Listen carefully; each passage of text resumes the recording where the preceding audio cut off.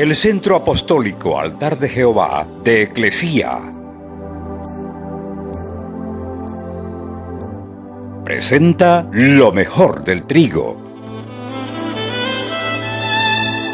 Conduce Lourdes Bravo de Villar.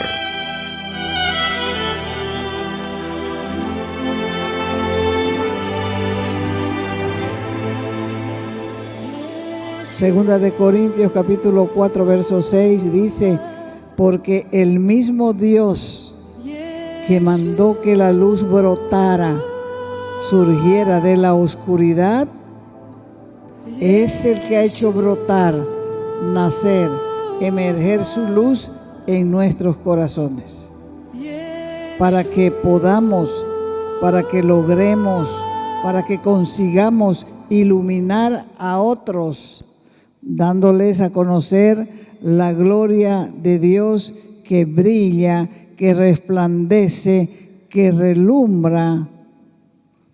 ¿Dónde? En la cara de Jesucristo. En la faz es en la cara de Jesucristo.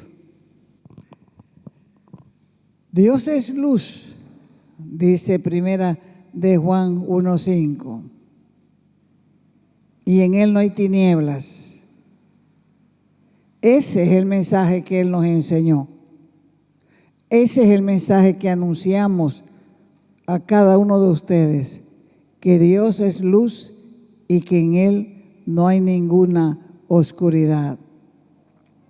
Jesús es quien purifica, refina el corazón de los creyentes, y esa luz nos lleva a conocerlo a Él, a conocer las diferentes dimensiones y misterios de su gloria. La gloria de Dios está siendo derramada como ninguna otra generación la ha visto jamás. Y el profeta Isaías, en momentos impresionantes, vio esos momentos impresionantes en los cuales se dirige la iglesia.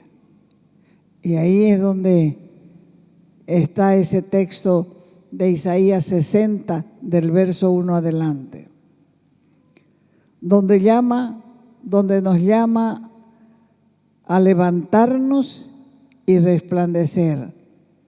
Levántate, dice, y resplandece, porque ha venido tu luz y la gloria de Jehová ha nacido para ti. Porque aquí que tinieblas cubrirán la tierra y la oscuridad cubrirá las naciones, mas sobre ti nacerá Jehová, sobre ti será vista su gloria, y andarán las naciones a tu luz y los reyes al resplandor de tu nacimiento.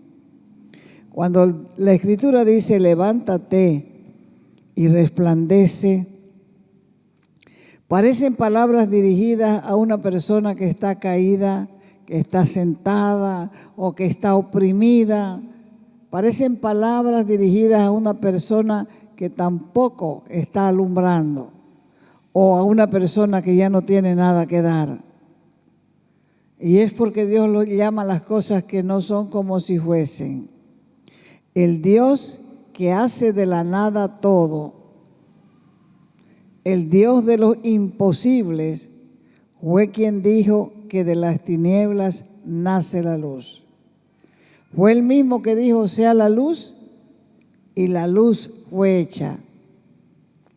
Entonces Dios nos está hablando a cada uno de nosotros, y si tenemos el corazón abierto a su palabra, nosotros vamos a poder disfrutar también de lo mejor del trigo, de una buena semilla que es su palabra, porque esa semilla va a caer en buena tierra, y esa tierra es fértil, y entonces la palabra dará fruto. Y continúa el profeta diciendo, el profeta Isaías: y la gloria de Jehová ha nacido sobre ti. Han nacido, no dice nacerá, Entonces, si ha nacido es tiempo pasado, o sea que ya sucedió en el momento del nacimiento, ya fue hecho, ya ocurrió. Por eso es que aquel que cree tiene la virtud de poder arrebatar la palabra de Dios. No es cuestión de pensar cómo se aplica esto a mi vida. Porque quien tiene fe lo va a declarar. Esto es para mí y yo lo tomo. La persona que tiene fe no necesita muchas explicaciones para creer. Dios suelta la palabra y el oyente la toma. Aquel que no tiene nada que dar, la toma. Porque en eso consiste la palabra que tiene el poder para transformar nuestras vidas. O sea que las personas van a ver en nuestra vida algo especial. La luz que está hablando aquí es ese algo especial que está en nosotros a causa del Espíritu Santo que está en nuestros corazones. ¿Por qué? Porque Dios lo ha dicho, levántate y resplandece. No tenemos que tratar de entender esto, solamente tenemos que creerlo. Cuando uno comienza en la fe, a uno nunca se le ocurre que Dios lo puede llevar más adelante. Nunca se le ocurre que Dios lo puede usar en cosas que uno jamás pensó hacer. Pero sin embargo, a través de la vivencia cristiana, a través de la oración, uno comienza a sentir cosas y deseos de hacer, deseos de servir, deseos de aprender, deseos de enseñar, deseos de ministrar, deseos de orar. Porque Dios está trabajando en nuestros corazones y Él va a comenzar a hacernos sentir sus propios deseos en nuestros corazones. ¿Por qué? Porque la luz se alumbró adentro. ¿Y qué es lo que tenemos que hacer nosotros? Ser personas agradecidas. No es fácil caminar en algo que Dios te habla y nunca lo has experimentado. Pero si tienes fe, puedes avanzar. Puedes ir hacia adelante porque Dios te está alumbrando. Él te está alumbrando y te está abriendo el camino en que debes andar. Y lo demás va perdiendo importancia. Lo demás te va importando menos. Más de Dios, menos del mundo. Más del mundo, menos de Dios. Así que levántate, resplandece, porque la luz ha venido a tu vida y la gloria de Dios ha nacido sobre vos. Cuando esa luz quiere entrar a tu vida, no te pide permiso. Se enciende solamente. Y comienza a manifestarse algo que nunca te imaginaste. Y es simplemente porque no puedes vislumbrar lo que hay en vos. Los ojos que tenemos son para mirar en lo natural, porque son ojos físicos. Y delante de nuestros ojos, ¿qué es lo que vemos normalmente? Problemas. Problema aquí, problema allá. Problemas humanos, humanamente hablando. Problemas que no tienen solución.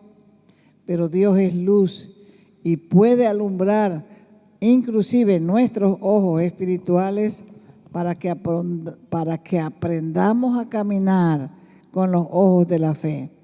Y a medida que vamos creciendo, a medida que vamos madurando, comenzamos a ver mejor y ahí comienza a surgir algo que te causa temor, porque ya no ves las cosas como antes, las ves diferente, porque la luz de Dios te está alumbrando en tu corazón. Así es que los problemas comienzan a achicarse, porque sabes que existe para alumbrar a otros. Es como cuando uno vuela en los aviones. ¿Cuántos han volado en avión? No todos han volado, no todos tienen ese privilegio en este tiempo porque hay carreteras, entonces uno normalmente prefiere irse por tierra. ¿Vas a ir por avión? No, voy a ir por tierra. ¿Por qué? Porque es más barato. Igual se llega y es más barato. Pero cuando uno se sube a un avión por primera vez, ¿qué le pasa a uno? Pánico, ¿no ves? Malestar. Comienza uno a descomponerse porque los nervios no lo dejan. El temor no lo deja estar tranquilo. A veces el vuelo es de 30 minutos y uno se pasa 25 descompuesto y llenando su bolsita.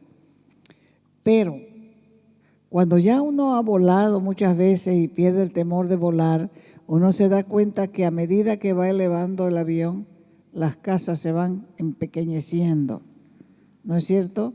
Y uno comienza a mirarlas allá, primero las casotas y después van disminuyendo de tamaño y así quedan las casitas. Así son los problemas en la vida del creyente.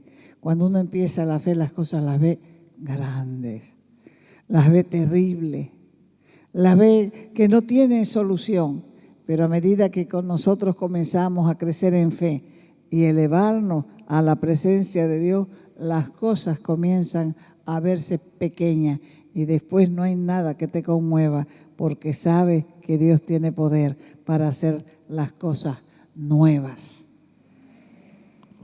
¿Dios hace cosas nuevas? Claro que hace las cosas nuevas. Dios no necesita pedir permiso a nadie para hacer las cosas nuevas. Él hace como quiere hacer, porque como les expliqué hoy, Él es soberano. Y Él lo hará porque cuando le crees, le estás concediendo el permiso de actuar conforme Él quiere en tu vida. Quizás ahora diga yo, no quiero esas cosas, me da miedo. En la vida cristiana, Dios tiene un propósito para tu vida, pero a vos te da miedo. Pero ese propósito de Él ya está destinado para tu vida desde la fundación del mundo, aunque no lo entiendas. Por eso es que los pensamientos son importantes, porque nosotros como humanos tenemos pensamientos, tenemos planes, tenemos nuestro rumbo de vida a veces marcado desde bien joven. Pero no importa lo que nosotros tengamos, si Dios tiene el propósito de usarnos, Él va a enderezar el camino hacia donde Él quiere. Y nunca una persona que Dios destinó para algo puede ser feliz en otra cosa, a no ser en el plan que Dios tiene para tu vida. ¿Recuerdan al apóstol Pablo? El apóstol Pablo era un fariseo. Y era un fariseo que guardaba la ley. Un hombre que creía en Dios al extremo. Un hombre que pensaba que su religión era lo máximo. Un hombre que perseguía a los cristianos porque él pensaba y decía, ¿cómo estos, habiendo conocido la ley y los profetas, se van a apartar de la fe? Y ese era el motivo por el cual él los perseguía e iba a los lugares más cercanos con cartas de las principales autoridades del templo y entraba en las sinagogas y a los que ya estaban convertidos los traían hasta Jerusalén y los hacían renegar de su fe. O sea que el hombre en su fe era sincero. Entonces, pero el hombre no sabía que Dios tenía algo para él. Es más, cuando mataron a Esteban, el primer mártir, Pablo fue el que cuidó la ropa de la gente que comenzó a apedrear a Esteban.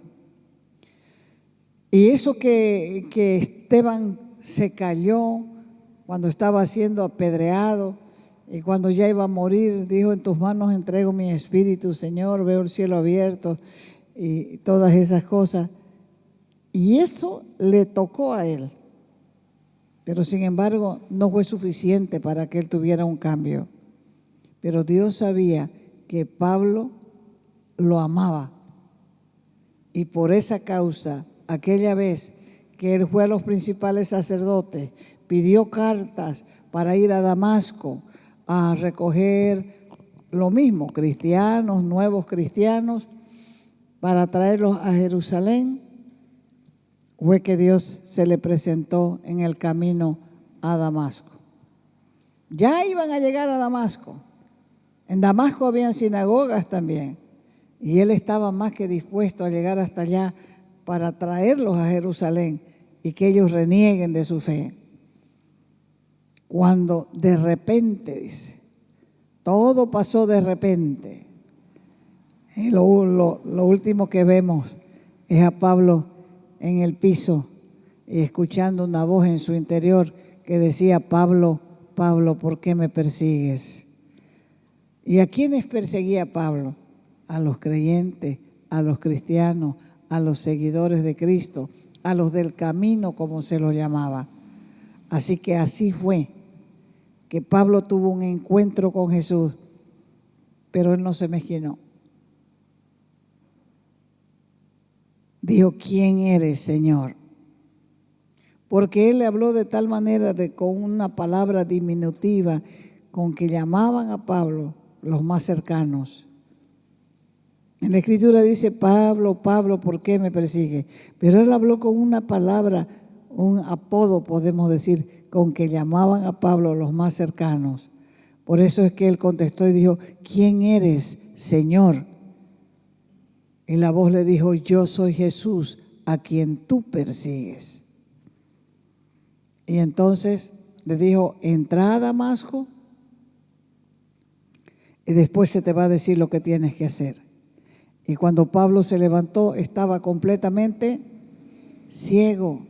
¿Se imaginó él que le iba a pasar eso en la búsqueda de creyente? Jamás pasó por su mente que él sería un elegido de Dios para llevar el nombre de Jesucristo a los gentiles.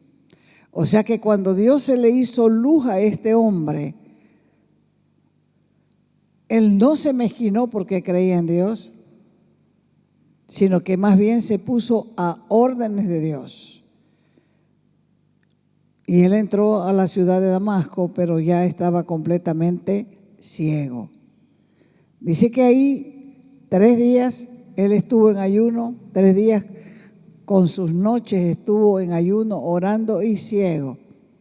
Y luego el Señor le habló a un hermano, un intercesor que había en Damasco, que se llamaba Ananías, y le dijo: Ananías, quiero que vayas a orar por este hombre que hay en Damasco. Se llama Saulo de Tarso. Él le dijo: ay, no, Señor, no sabes el miedo que tengo de este hombre, porque este hombre es el que viene a las ciudades vecinas y ahora estaba viniendo a Damasco a buscar creyentes para llevárselos a Jerusalén. Y el Señor le dijo: ya no temas, él ora. ¿Por qué le dijo eso? Porque cuando una persona comienza a crecer en oración, rinde sus derechos al Señor. Así que Ananías, miedo y todo, se fue a Damasco, a la calle derecha, como le dio la dirección, entró, oró por Pablo, cayeron las escamas de los ojos de Pablo, fue bautizado y quería él testificar, pero la gente no la aceptaba, le tenía miedo. Así pasa a veces. Uno no cree que la gente se pueda convertir, pero es porque no conoce el poder de Dios. Dios es especialista en alumbrar en nuestros corazones. Es especialista en tomar las circunstancias que nos rodean. Es especialista en transformar nuestros problemas en bendición, porque al final todo va a redundar para nuestro beneficio, porque la palabra de Dios es viva y eficaz y más poderosa que toda espada de doble filo. Así que cuando crees que la palabra que escuchas es para vos, comienzan a sucederte cosas, como sucedió con Pablo, como sucedió con cada uno de nosotros que ahora estamos en el ministerio. ¿Por qué? Porque Dios alumbró en nuestros corazones y entonces comenzó a mostrarnos lo que había dentro. Y lo que había dentro no nos gustó para nada. Y por eso fuimos a la sangre, para que Él lo limpie y lo lave. Y aquí estamos ahora, levantando todos un ministerio que he resistido, sí, porque como dice la misma Escritura, nadie es profeta en su tierra. Viene la gente, aunque sea de aquí, de qué sé yo, de Santa Cruz, y la gente agradecida, y los soba y los adula. Pero cuando el profeta es del mismo pueblo, se cumple la palabra del Señor Jesús. Nadie es profeta en su tierra. Él lo experimentó. Él vivió en Nazaret muchos años y sin embargo fue ahí cuando le dieron el libro de Isaías, cuando él dijo: el Señor está sobre mí y me ha ungido para predicar las buenas nuevas. La gente comenzó a enojarse porque él dijo: esta palabra se está cumpliendo hoy aquí. Así que todos sus conocidos del pueblo que lo conocían, porque él había vivido en Nazaret, se enojaron. Lo sacaron de la sinagoga y querían despicarlo de la montaña. Pero dice, él pasó entre ellos y se les escapó. Así estaba Pablo, quería predicar y la gente le huía. No quiero, me da miedo, ¿quién será ese hombre? Y ahora nosotros estamos encantados de servir al Señor. Porque solamente a Él se le pudo ocurrir eso. Nos dio la palabra, nos llamó. ¿Quieres servir? ¿Quieres hacer tal cosa? Porque Él no va a bajar y te va a decir: hija mía o hijo mío, ¿quieres ser ujier? No, va a ser una invitación así y el que quiere, se siente tocado, va a comenzar de esa manera. Y así es que como ha hecho con nosotros, va a hacer con ustedes. Y entonces uno comienza a amarlos con sus cualidades y sus defectos. Comienza uno a mirarlos como personas redimibles, como personas que pueden cambiar, no solamente esta generación, sino la generación que Dios les dé para el servicio. ¿Qué le podemos enseñar a la gente hoy? Muchas cosas. Pregúntele al Señor, porque estamos haciendo aquí un trabajo, pero no un trabajo por nuestra cuenta. Él nos dio el trabajo y Él es fiel para cumplir sus propios planes y deseos. Si no has visto la luz y estás escuchando la palabra, cuando te levantes y comience a alumbrarte esa luz, entonces te vas a dar cuenta que Dios realmente te habló. Así que no importa lo complicado que estés viviendo, no importa lo conflictiva que sea tu vida o tu situación, Dios te llama y te dice: levántate y resplandece. Deja que la luz de Cristo alumbre tu corazón. Y esto funciona porque Dios envía su palabra así. La Escritura cuenta que en una ocasión David, entre sus familias y entre sus amigos, entre todos los que estaban en aquel tiempo, en esa generación, de esa edad, Dios lo eligió a David, que era el más pequeño de la familia, era el menor. Generalmente siempre hay una persona que la ponen a los oficios de la familia más sencillos porque creen que no pueden dar para otra cosa. Y así estaba David con las ovejas, pero ellos no sabían que David ya tenía una relación con Dios.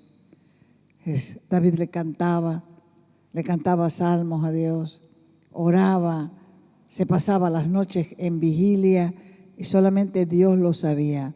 Así que cuando tocó reemplazar a Saúl como rey de Israel, Dios lo eligió a David.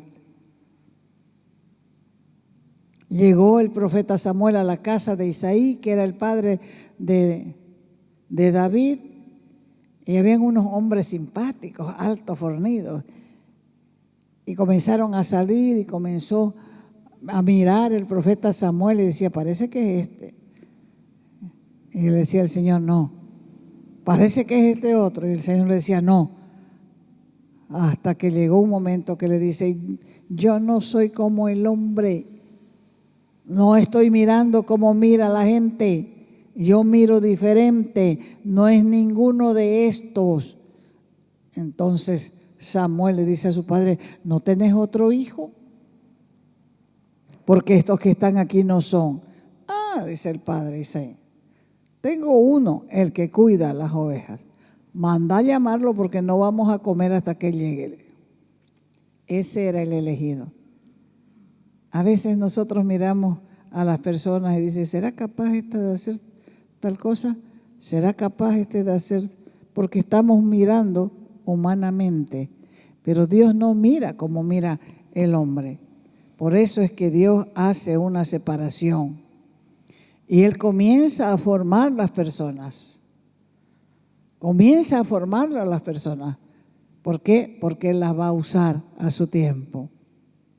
Recuerden, los guerreros de David, era puro gente endeudada, gente enojada con la vida, gente colérica con su suerte, todos mirados por los demás como inservibles, como problemáticos para la sociedad, pero todos esos se reunieron con David cuando David estaba huyendo de Samuel. Y como si David no tuviera suficiente carga de huir y huir de un lado a otro, cuidando por su vida, Dios le trae a esta gente, un montón de perseguidos. Eran, dice la Escritura, aproximadamente unas 400 personas endeudadas.